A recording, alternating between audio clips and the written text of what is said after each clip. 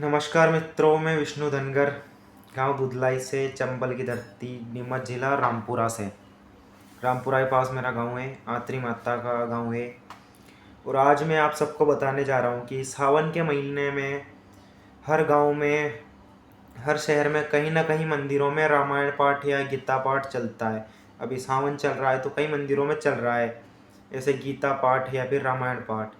तो इनके नियम कायदे जो होते हैं वो कई लोग क्या है रखते नहीं है, मंदिरों में ऐसे ही घुस जाते हैं और नियम नहीं रखते सही से। जो कि नियम रखने पड़ते हैं, इनके पवित्र ग्रंथों का हम पाठ करते हैं, उनको हाथ लगाते हैं वहाँ जाकर के। उनके पन्नों पर जो है एक एक शब्द पवित्र होता है रामायण और गीता का। तो उसमें हमें क्या क्या नियम रखने पड़ते हैं, किस अनुशासन का पालन करना पड़ता है, वो मैं आज आपको बता रहा हूँ। सबसे पहला, आपको रोज नहाना है, काया को अपनी शुद्ध रखना है। दूसरी बात, नशा पत्ता जो भी है वो छोड़ना पड़ता है हमें। कई लोग क्या है कि बीड़ी सिगरेट स्मोकिंग करते हैं या फिर कुछ गुटखा उटखा खाते हैं दिन भर, और शाम को उसी खराब मुंह से जाकर के पवित्र ग्रंथ में जो लिखे होते हैं, जो पवित्र शब्द लिखे होते हैं, उनका उच्चारण करते हैं और मुंह से बास आती है, तो वो उसका हमें कोई फल नहीं मिलता है।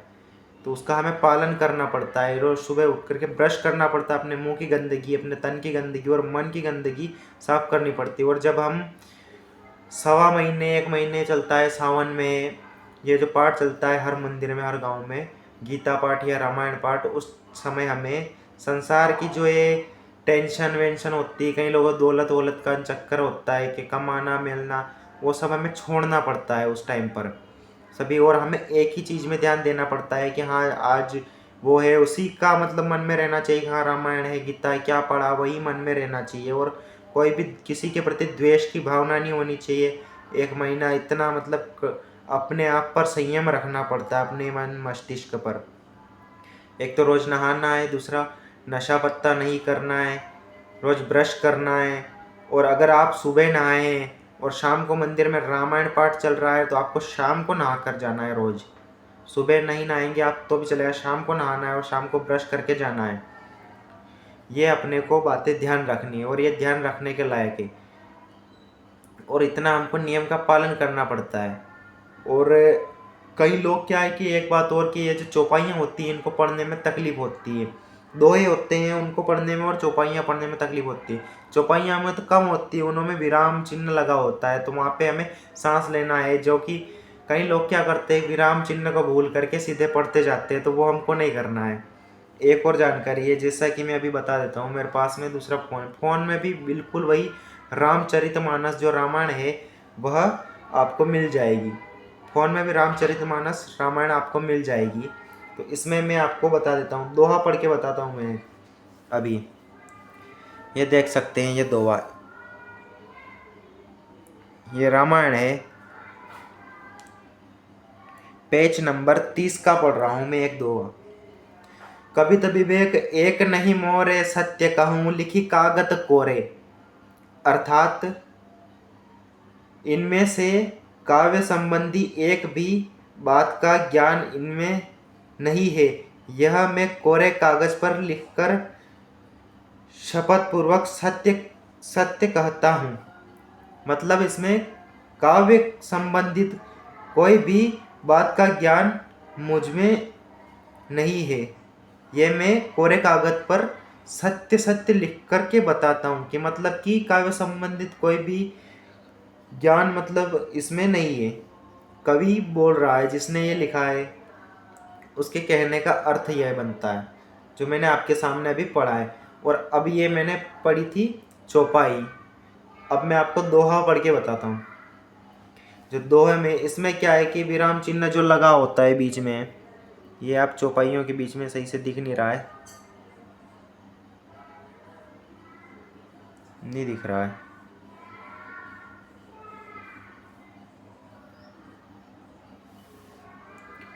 ये ज़्यादा लाइट ये हो रही है इसीलिए नहीं दिख रहा है। ये देख सकते हो, जो विराम चिन्ह जो लगा होता है ना बीच में, ये वाला, ये यहाँ पर, वहाँ पर हमको सांस लेना है थोड़ा। और अब मैं आपको दोहा पढ़कर सुनाता हूँ। दोहे में क्या है कि बीच में लंबी लाइन होती है, उसे पढ़ने में तकलीफ होती है, लास्ट में ही विराम चिन्ह होता है जहाँ पर हम सांस ले सकते हैं। तो बीच में हमको क्या है कि दोहे की जो ऊपर की और नीचे की पंक्ति है, दोनों के आधे शब्द पढ़ करके बीच में रामा या फिर राम शब्द को हम बीच में ला सकते हैं रामायण में। और गीता में हम कृष्ण शब्द का प्रयोग कर सकते हैं, गीता के जो दोहे हैं, श्लोक हैं उनमें। तो अभी मैं आपको बता रहा हूँ उसमें, भनिति मोर सब गुण रहित रामा, विश्व विदित गुण एक सिया रामा, सो विचारी गुण ही सुमति रामा, जिनके विमल विवेक सिया रामा। ये तो हमने इसमें बीच में राम नहीं है, लेकिन दोहे के ऊपर की और नीचे की पंक्ति में दोनों में मैंने राम का प्रयोग किया है। उससे मुझे पढ़ने में आसानी हुई है, क्योंकि लंबी लाइन में है तो उसमें हम सांस फूलती है कई लोगों की, और संस्कृत में ऐसे होती है या फिर बोली में होती है। अभी मारवाड़ी बोली में समझने वाले मारवाड़ी लोग जल्दी समझ जाएंगे, बाकी औरों को समझ में नहीं आएगा। तो इसके बीच में मैंने राम शब्द का प्रयोग किया। रा, उससे सांस खींचते हैं, मां से छोड़ देते हैं, वो सांस लेने का अवसर मिल जाता है बीच में। ये कवि ने बड़ी सोच समझ करके लिखा है। और इसमें भी कई शब्द लास्ट में सांस छोड़ने के शब्द है। तो शुरू में भगिनी जैसे भनिति, इस शब्द से सांस खींचने और लेने का दोनों का है। उसमें बीच में राम जो है छंद है, शुरू में लिखा होता है। रामायण जो पढ़ने का नियम होते हैं वो, और जो किस प्रकार पढ़ने हैं वो भी रामायण के फर्स्ट पन्ने पर या फिर लास्ट पन्ने पर, पेज पर लिखा होता है। तो धन्यवाद। इसी प्रकार हमें रामायण अगर कोई पढ़ता है जिनको दिक्कत होती है, और घर में भी अगर आप पढ़ते हैं रामायण, जैसे किसी ग्रंथ को या गीता ग्रंथ को आप पढ़ते हैं, किसी पवित्र ग्रंथ को, तो उसमें भी आपको क्या करना है कि घर पर भी नियमों से ही पढ़नी चाहिए और नियमों का पूरा पालन करना चाहिए, क्योंकि बिना नियम के कभी पवित्र ग्रंथ को हाथ नहीं लगाना है, और ना ही मुंह में कुछ ऐसी गंदगी वंदगी खा पी करके पवित्र ग्रंथ के पवित्र शब्दों को उच्चारण करना है। तो धन्यवाद।